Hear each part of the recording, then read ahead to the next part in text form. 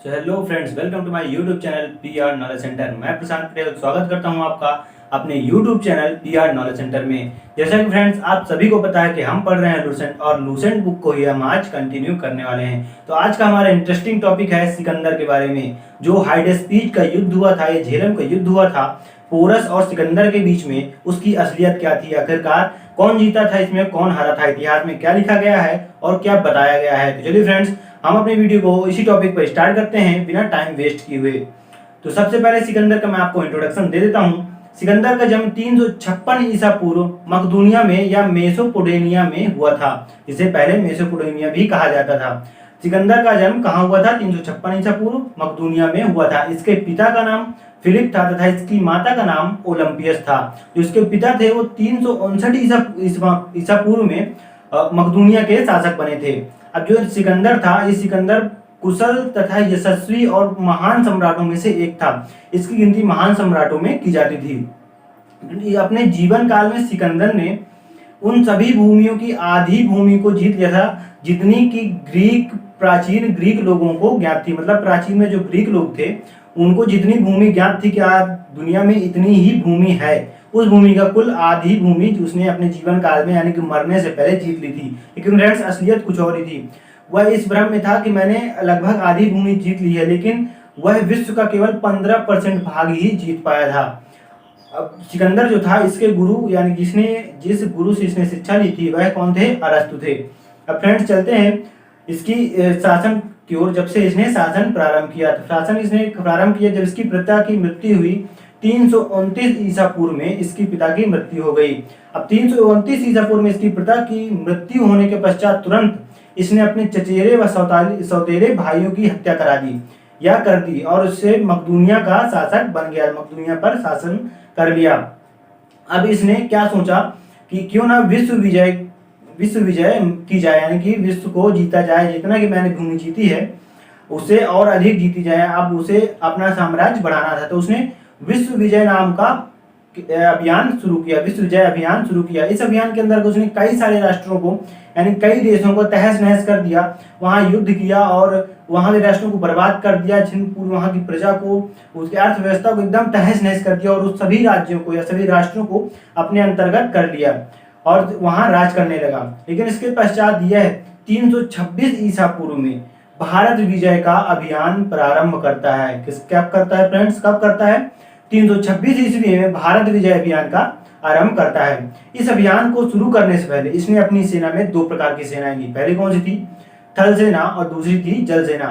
इसकी थल सेना का सेनापति था सेल्यूकस निकेटर। फ्रेंड्स याद रखिएगा, इसकी थल सेनापति का सेनापति कौन था? सेल्यूकस निकेटर था। और जल सेनापति का सेनापति जो था, जल सेना का जो सेनापति था वह निर्याकस था। इसने दोनों सेनाएं अपनी ही सेना में शामिल की, क्योंकि भारत आते वक्त इसे पहाड़ों का भी सामना करना था और विशालकाय नदियों का भी सामना करना था। इसीलिए इसने अपनी सेना में दो सेनाएं रखी, जल सेना और थल सेना। अब यह सिकंदर हिंदू कुश के पहाड़ों को पार करता हुआ भारत पर आ पहुंचा। कौन से पहाड़ों को? हिंदू कुश के पहाड़ों को पार करता हुआ भारत आ पहुंचा। और सबसे पहले इसने काम किया, यह गया सबसे पहले तक्षशिला के राजा के पास। वहां इसने क्या किया? इसने तक्षशिला के राजा के साथ सहायक संधि का प्रस्ताव रखा और सहायक संधि तक्षशिला के राजा ने स्वीकार कर ली। अब सहायक संधि स्वीकार कर ली और तक्षशिला के राजा जो थे वो सिकंदर के साथ मिल गए और उसे उनके साथ लड़ने का वादा कर दिया। कहा, अब मैं आपके साथ लड़ूंगा, आपकी लड़ाई में, हर लड़ाई में भाग दूंगा। जबकि ये भारत का ही था, जो तक्षशिला का राजा था वह ऐसा कर रहा था। इसकी खबर लगी पंजाब के शासक पोरस को, जो पंजाब के राजा थे पोरस को। जब इसकी खबर लगते ही उन्होंने ऐलान कर दिया कि मैं सिकंदर को वापस भेजकर ही रहूंगा। उन्होंने ठान लिया कि सिकंदर भारत का कुछ भी नहीं बिगाड़ पाएगा, मैं सिकंदर को वापस उसके बेबीलोन जहां से वह आया था वहीं मकदूनिया उसे वापस भेज दूंगा। तो सिकंदर महाराज हमारे जो पंजाब के थे, उन पोरस ने क्या किया? झेलम नदी के पूर्वी तट पर अपनी सेना जाकर कैंप लगा दिया और वहां इसका इंतजार करने लगे कि ये कब आएगा। तो वहां से तक्षशिला के राजा की सेना और सिकंदर की सेना दोनों मिल गई और वो दोनों कहाँ आए? झेलम नदी के पश्चिमी तट पर आ गए। अब झेलम नदी इतनी छोटी सी नदी तो है नहीं कि इसको यूं पार कर लिया जाए, अब वो भी इतनी विशालकाय सेना के साथ। कई दिनों की कोशिश के बावजूद, कई दिनों की कोशिश की इसने, अपने जल सेनापति निरैकस ने बहुत सारे आइडियाज लगाए, लेकिन यह पश्चिमी तट से सेना को पश्चिमी तट, झेलम के पश्चिमी तट से पार नहीं कर पाया। झेलम नदी को पश्चिमी तट से पार नहीं कर पाया और यह झेलम नदी के पश्चिमी तट की और आगे की ओर बढ़ने लगा। किस लिए? रास्ते की खोज के लिए, शायद कहीं से रास्ता मिल जाए या नदी छोटी सकरी मिल जाए या उसका जहाँ पर बहाव कम हो वहां से मिल जाए, तो ऐसा वहां से ये क्या नदी पार कर सके। तो यह जैसे जैसे कि नदी, अब ये झेलम नदी है, जैसे झेलम के पश्चिमी तट पर सिकंदर अपनी सेना को लेकर आगे बढ़ रहा था, उसी प्रकार जैसे जैसे सिकंदर अपनी सेना को लेकर आगे बढ़ रहा था, पोरस भी अपनी सेना को लेकर पूर्वी तट से इसके साथ साथ आगे बढ़ रहा था। यह इसका घात लगाए हुए पूर्वी तट पर बैठा हुआ था कि जैसे ही ये पूर्वी तट पार कर, पश्चिमी तट से पूर्वी तट में आएगा, झेलम को पार करके मैं इस पर हमला कर दूंगा, यानी पोरस इस पर हमला कर देगा। लेकिन फ्रेंड्स, ये पश्चिमी जो सिकंदर था पश्चिमी तट से इसके झेलम नदी को पार करने में असफल रहता है, इसे पार नहीं कर पाता है। तो यह फ्रेंड्स उत्तर से 27 किलोमीटर आगे जाकर, 27, अब उत्तर दिशा में चला गया और 27 किलोमीटर आगे चला गया, तो यहाँ पोरस को कुछ पता ही नहीं चला कि ये सिकंदर कहाँ से निकल गया और कब निकल गया, क्योंकि ये पूर्वी तट पे था और इन्होंने नजर रखी हुई थी केवल पश्चिमी तट पर, उत्तरी तट पर कोई नजर नहीं रखा हुआ था इन्होंने। तो उत्तर की ओर से 27 किलोमीटर आगे बढ़ गया और वहां से इन्होंने झेलम नदी को पार कर लिया, यानी कि झेलम नदी वहां पर थोड़ी सकरी थी और बहाव भी कम था, तो वहां इन्होंने झेलम नदी को पार कर लिया और अचानक हमला कर दिया पोरस की सेना पर। पोरस की सेना पर अचानक हमला कर दिया तो पोरस की सेना घबरा गई, लेकिन फिर भी यह घबराते हुए भी संभल गई और युद्ध शुरू हो गया। अब युद्ध अचानक शुरू होने के कारण इसकी सेना थोड़ा घबराई हुई थी, लेकिन थोड़ा युद्ध शुरू हो गया। 2 दिन हो गए, 3 दिन हो गए, 4 दिन हो गए, लेकिन पोरस की सेना दिन ब दिन हारती जा रही थी। उसके कई सारे कारण थे फ्रेंड्स, जो कि मैं आपको बताता हूँ। उसका पहला कारण यह था कि जो पोरस की सेना थी उसमें हाथी, रथ और घोड़े बहुत ज्यादा मात्रा में थे, लेकिन जो उसकी सेना थी यानी कि पैदल सेना थी, जो सिपाही होते हैं, उनके पास ना तो अपनी आत्मरक्षा के लिए अच्छे हथियार थे और ना ही लोहे के कवच थे। जो लोहे के कवच होते हैं जो ऐसे पहने जाते हैं फ्रेंड्स, यहाँ पहनते हैं, आपने देखा होगा, मूवीज में देखा होगा या पुरानी मूवीज में जो कि होती हैं महाभारत टाइप की होती है, उसमें लोहे के कवच पहना जाता है। तो ना पोरस की सेना के पास ना तो लोहे के कवच थे और ना ही आत्मरक्षा के लिए अच्छे हथियार थे। लेकिन यही जो सिकंदर की सेना थी उसके पास अच्छे कम आधुनिक हथियार और लोहे के कवच हर एक सैनिक के पास था, जिससे कि एक फायदा मिला सिकंदर की सेना को। अब यहाँ सिकंदर की सेना अब पोरस की सेना पर भारी पड़ रही थी और जो हाथी और घोड़े थे वह किसी काम नहीं आ रहे थे, कितना, क्योंकि यह बारिश में फंस गए थे। दूसरा कारण यह था कि पोरस की सेना में जो हाथी और घोड़ रथ थे वो बहुत ज्यादा मात्रा में थे। अब यहाँ हो गई बारिश, सब गुड़ गोबर हो गया फ्रेंड्स। या बारिश हो गई तो बारिश में हो गया दलदल। अब दलदल में फ्रेंड्स घोड़े और हाथी कैसे चल सकते हैं? आप ही सोचिए, दलदल में क्या चल सकते हैं? बिल्कुल नहीं चल सकते हैं। तो दलदल में हाथी और ये जो हाथी और रथ इसके फंस गए और ये किसी काम के नहीं रह गए, यानी कि पोरस की सेना में हाथी और रथ का कोई काम नहीं बचा और ये इसकी सेना का और बुरी हालत, पोरस की सेना की और बुरी हालत हो गई, क्योंकि इसे हाथी की जो सेना थी और घुड़सवार जो सेना थी यानी कि रथ वाली सेना थी, उनसे कोई मदद नहीं मिल रही थी, क्योंकि यह सब दलदल में फंस चुके थे। यही दिन ब दिन इसकी सेना, पोरस की सेना हारती जा रही थी। अभी यही इसका हाल देख करके सिकंदर ने कई बार पोरस को प्रस्ताव भेजा कि तुम अपनी हार स्वीकार कर लो, लेकिन पोरस ने जितनी बार उसने संधि का प्रस्ताव भेजा उतनी बार इनकार कर दिया और कहा कि बिल्कुल नहीं, मैं यह प्रस्ताव स्वीकार नहीं करूंगा और मैं लड़ूंगा। लेकिन पोरस का एक बार जो सिकंदर भेज रहा था पत्र, उसने कई बार अपनी सेना को देखा और उसकी हालत देख करके उसने संधि स्वीकार कर ली और आखिरकार उसने संधि स्वीकार कर ली और कहा कि मैं हार मानता हूं और उसके सामने, सिकंदर के सामने सरेंडर कर दिया। अब फ्रेंड्स, जो सिकंदर था वह पोरस की बहादुरी देखकर प्रभावित हो गया था, यानी कि पोरस की जो सेना थी वह उसके पास ना तो हथियार थे अच्छे, ना ही कवच थे, मतलब उसकी सुविधा का अभाव था, फिर भी उसने सिकंदर की सेना की बहुत बड़ी, यानी कि बहुत बड़ा हानि पहुंचाई थी उसे, सिकंदर की सेना को, और बहुत बुरी तरह से उसकी सेना को घायल भी किया था। तो फ्रेंड्स, पोरस की इस बहादुरी और वीरता से प्रसन्न होकर के, यानी कि खुश हो गया और उससे प्रभावित हो गया कौन? सिकंदर प्रभावित हो गया। तो सिकंदर ने क्या किया, उसका जो राज्य जीत लिया था पंजाब, उसे उसने वापस कर दिया और उसे उसका गवर्नर वापस से घोषित कर दिया, यानी कि पंजाब का राजा घोषित कर दिया। अब फ्रेंड्स, यहाँ से सिकंदर की नजर पड़ती है, वो सोचता है कि मैं अब इसके आगे जाऊं, यानी कि वह मगध राज्य को जीतने की सोच रहा था।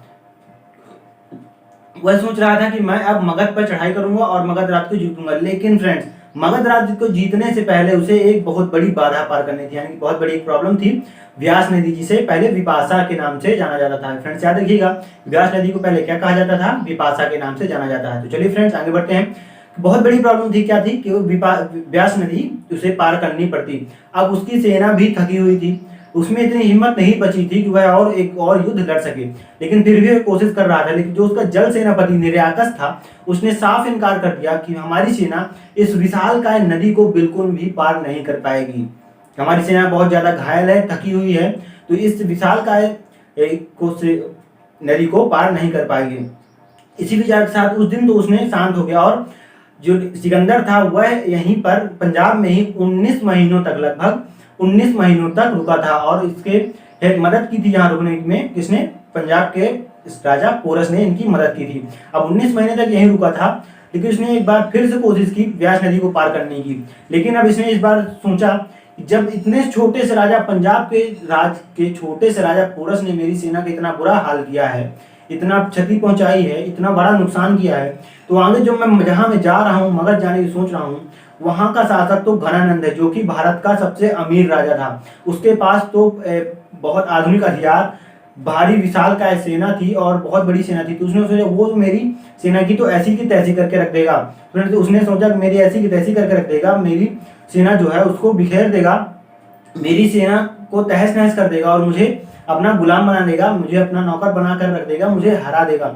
यही विचार सोचकर उसने मगध जाने का विचार छोड़ दिया और वहीं से वापस लौट गया। कहाँ? ये अपने जहां से आया था वहीं पर वापस लौट गया। और 323 ईस्वी में बेबीलोन में, जहां वापस गया था बेबीलोन में, इसकी मृत्यु हो गई। अब इतिहास में कुछ बातें इसके बारे में कही जाती है, वो मैं आपको बता देता हूँ। इतिहास में सिकंदर को अलेक्जेंडर द ग्रेट के नाम से जाना जाता है। आप सभी ने नाम सुना होगा, बहुत लोगों ने, कि अलेक्जेंडर द ग्रेट के नाम से जाना जाता है। उसे इतिहास में महान राजाओं के अंतर्गत रखा गया है। उसे उदार और न्यायप्रिय और निर्दयी तो नहीं फ्रेंड्स, एकदम न्यायप्रिय बताया गया है, दयालु और न्यायप्रिय राजा बताया गया है। लेकिन क्या फ्रेंड्स ये असलियत है? बिल्कुल नहीं फ्रेंड्स, ये असलियत बिल्कुल नहीं है। इतिहासकारों ने यह बताया है कि सिकंदर जो था बहुत ही क्रूर, अत्याचारी, निर्दयी राजा था। यानी कि उसके दिल में दया नाम की चीज ही नहीं थी। मतलब एक चीज नहीं थी कि उसके अंदर, न बच्चों के प्रति, न बूढ़ों के प्रति, न किसी के प्रति, यानी कि अपने सगे संबंधियों के प्रति, किसी के प्रति उसके दया भाव नहीं था। वह अपने सहयोगियों को छोटी छोटी भूल के लिए बहुत एकदम तड़पा कर बड़ी बड़ी सजाएं देता था। जैसे कि सूली पर लटका देना, या कोड़े मरवाना, अंग उसके शरीर के अंगों को कटवा देना आदि जो सजाएं थी पुराने जमाने में होती थी, वैसी सजाएं अपने सहयोगियों को देता था। किसके लिए? कि मात्र छोटी छोटी भूलों के लिए। छोटी छोटी भूलों को बिल्कुल भी माफ नहीं करता था। इससे साफ स्पष्ट होता है कि वह निर्दयी था या दयालु था। फ्रेंड्स मैं आपको कई सारे उदाहरण बताता हूँ जिसमें उसकी क्रूरता का क्रूरता उसकी स्पष्ट हो जाएगी। उसने जब बैक्टीरिया विश्व विजय अभियान शुरू किया था, तो उसने एक राष्ट्र था बैक्टीरिया, वो उस राष्ट्र को जीता था। जब उस राष्ट्र को जीतने के बाद यह उस राष्ट्र में गया और वहां के शासक को बसूस को, यानी उसके शासक जो बसूस थे, वहां उसके बुलाया और सबसे पहले उसने क्या कहा कि इस राजा को अनगिनत कोड़े मारे जाएं, अनगिनत कोड़े मारे जाएं। तो उस बसूस राजा को इसी दरबार में सिकंदर के सामने चारों तरफ से उसके कोड़े बरसने लगे। उसके पश्चात भी उसका मन नहीं भरा, तो उसने क्या कहा कि उसके हाथ का नाक कान काट दिए जाए। तो उसके फ्रेंड्स उसने नाक कान कटवा दिए। इसके बाद भी उसका मन नहीं भरा, अभी भी वह चाहता था इसके साथ कुछ करना चाहता था। तो उसने क्या किया, अब आखिरकार इसकी मृत्यु करा दी, यानी कि उसकी हत्या करा दी। दूसरा उदाहरण मैं आपको देता हूँ। उसने अपने गुरु अरस्तु जो थे उसके भतीजे को भी नहीं छोड़ा, यानी कि गुरु के भतीजे को भी नहीं छोड़ा। उसके भतीजा जो कायासिनीज थे उसको भी नहीं छोड़ा, उसकी भी हत्या कराने में जरा भी नहीं सोचा। और जो छोटे छोटे बच्चे होते हैं फ्रेंड्स, वो उसका शौक था छोटे छोटे बच्चों को, जो भाला होता है फ्रेंड्स, भाले की नोक पर टांग करके ऐसे पूरे राज्य में घुमा करता था। यह उसके शौक थे। तो किस एंगल से आपको यह जो अलेक्जेंडर था वो द ग्रेट लगता है? कहां से इसे अलेक्जेंडर द ग्रेट कहा गया है? इतना क्रूर और अत्याचारी राजा था।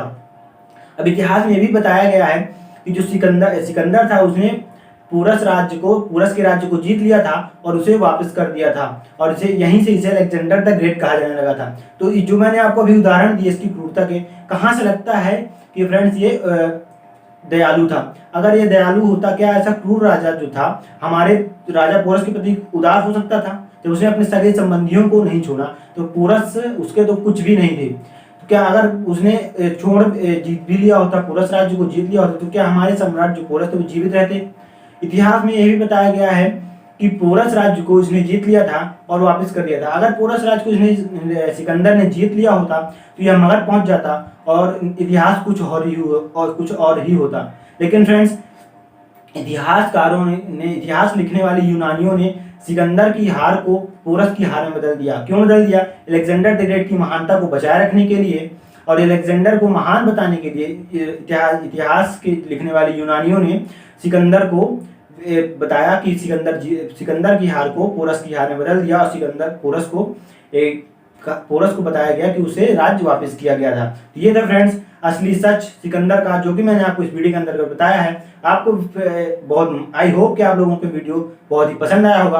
क्योंकि एक बात मैं आपको बता देता हूं कि अगर आप लोगों को हिस्ट्री की लूसेंट की नोट्स चाहिए तो मैंने अपने डिस्क्रिप्शन बॉक्स में नोट्स के पीडीएफ डाल रखे हैं, उसमें लिंक दे रखी है, आप वहां जाइए, वहां से नोट्स ले सकते हैं। अगर आपको फ्रेंड्स मेरा वीडियो अच्छा लगा हो, लाइक करिए, सब्सक्राइब करिए, ज़्यादा से ज़्यादा सब्सक्राइब करिए और बेल आइकन को जरूर दबा दीजिएगा ताकि हमारे नए नए वीडियो आपको मिलते रहें। तो थैंक यू फ्रेंड्स, आज के लिए इतना ही। नेक्स्ट वीडियो में लेकर आऊँगा आपके लिए वो एक और इंटरेस्टिंग टॉपिक जिसके बारे में हम जानेंगे। तो thank you so much friends.